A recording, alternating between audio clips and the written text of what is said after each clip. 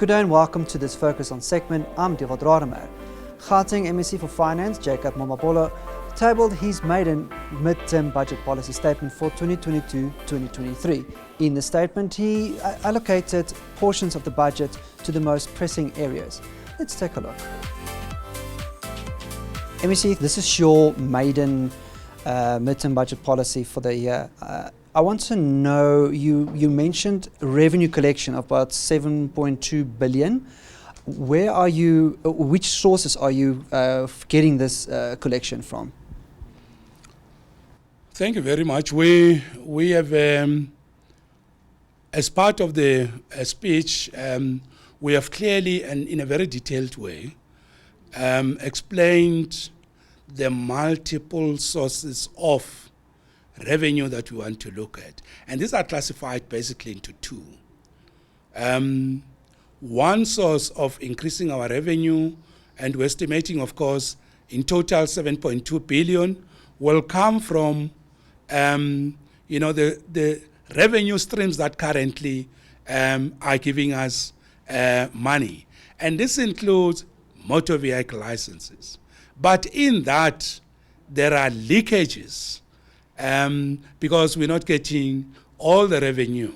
For example, when you listen to the Road Traffic Management Corporation, which has also brought automation into collecting money through the INATIS system, they say there's about 1 billion that should have came into the province coffers, and that money has been diverted through fraud, corruption, and the money can still be collected. So we're talking about not just collecting from what we have, but optimizing that, introducing innovation, creativity, and smart ways. Some of these driver license testing centers are not efficient in providing their services. That's why you saw us launch Smart One in Gauteng Station. So if we expand and improve the footprint of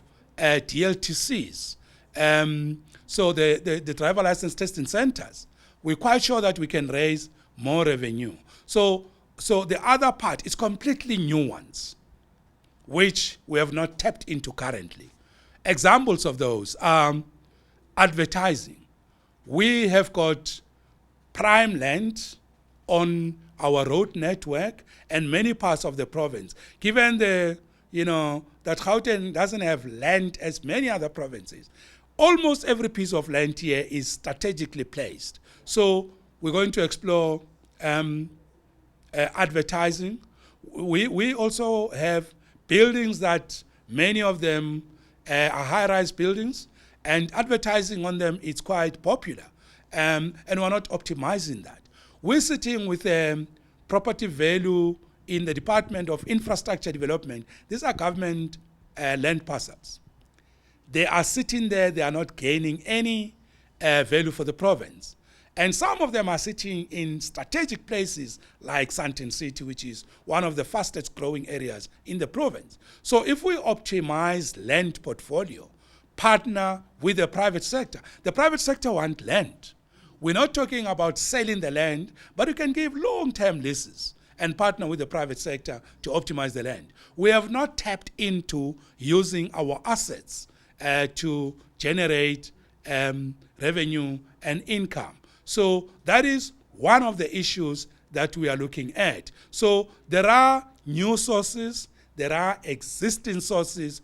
Make the existing ones efficient, close all the leakages, and optimize the new sources of revenue that we have not explored. Part of your budget statement was you focused on state-owned banks and state-owned pharmaceutical companies. Now, seeing the target market in your state-owned banks is mainly township-driven, are you going to look into opening up this bank in the township areas, or are you looking at somewhere else where you can establish this bank?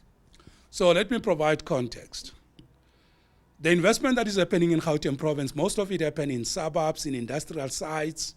And you can see the private sector is running out of options because the capacity in those historic areas of investments is getting up to the ceiling level. the capacity that is sitting for economic development, new opportunities in the townships is very low. And it's because of the risk factor. We still have this problem of, the way the private sector sees townships. They're not seeing them as places of profitability, reward, but they see them as, high risk and what could end up being toxic investments. So we are saying we've got to change that. The future of this country, for us to grow, the 34% growth and contribution to the GDP, we need to find new sources. Just as gold was discovered in 1884-56, during that time, we have to now tap into the townships, but not dig the ground and leave a terrible environment. We have to take sustainable economic investments into townships. Now, I'll give you an example. In the airport, next to the international airport to Tambo, we have got a special economic zone there. The provincial government ourselves have bought land. We put in bulk infrastructure. We have attracted a gold processing, a refinery. It is operating, it's working. We have a very huge food processing site there.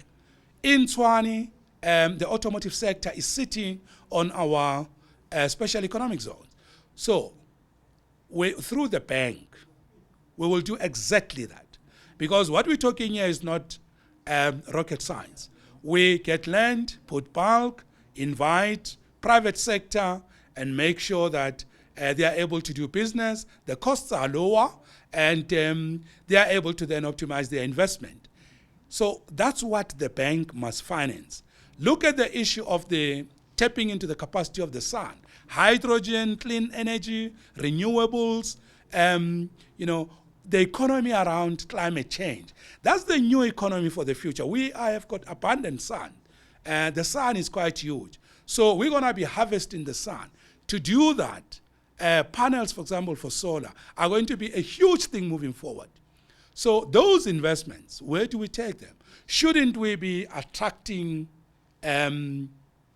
investors and establish this right inside the township?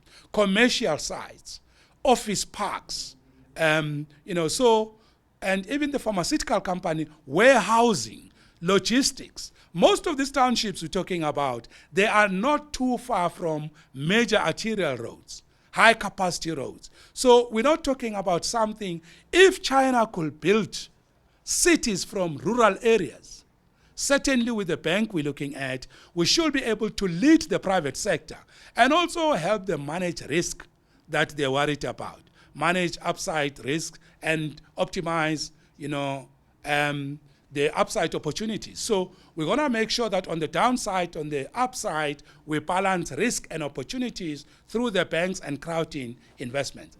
That can be done, and that's where the bank must look at. Townships can remain as they are. For how long and why?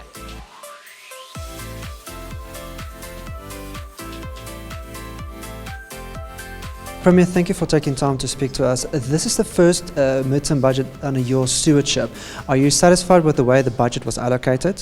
Well, we are. Thank you. Thank you for the opportunity. We are. The dilemma, obviously, is that when you do a midterm budget, when you have the year literally coming to an end, it's extremely difficult. So we're cautious to say let's not populate many things and allocate budget to many things that may not be executed, because I know December is a dead month, and then we've got January and February, and it's the end of the financial year. So with what the MEC for Finance have done today, I'm more than satisfied, actually. Now, the biggest portion of the budget was allocated to the health sector and your education sector. Are there specific projects that you're aiming to allocate this budget to? Yeah, I'm a person that wants to defeat uncertainty. I don't want uncertainty in my leadership.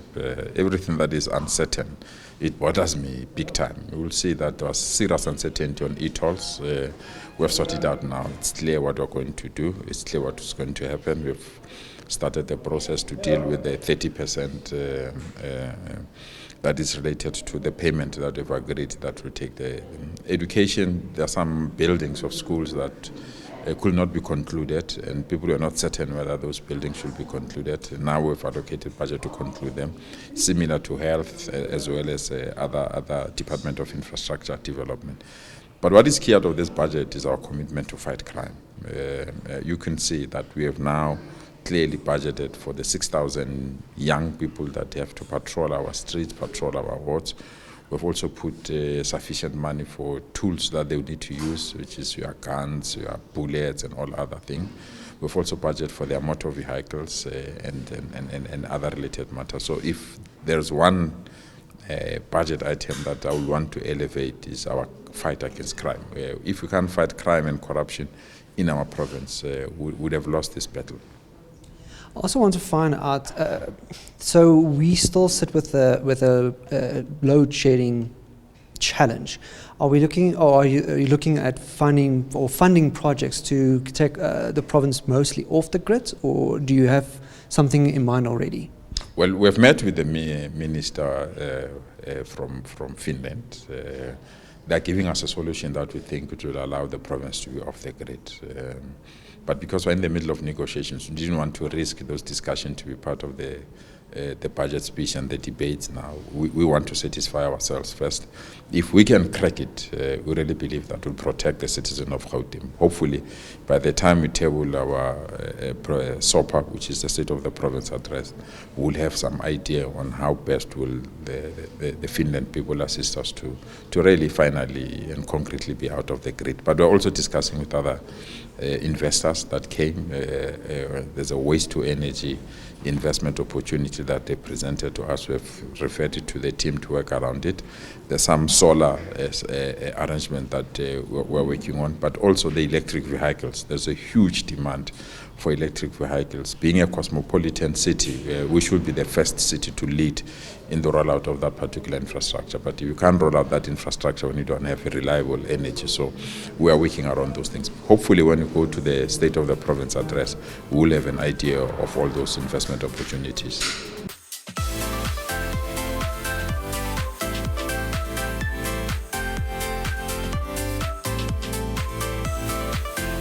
And that's it from CNBC Africa. Thank you for tuning into this Focus On segment, and until next time, goodbye.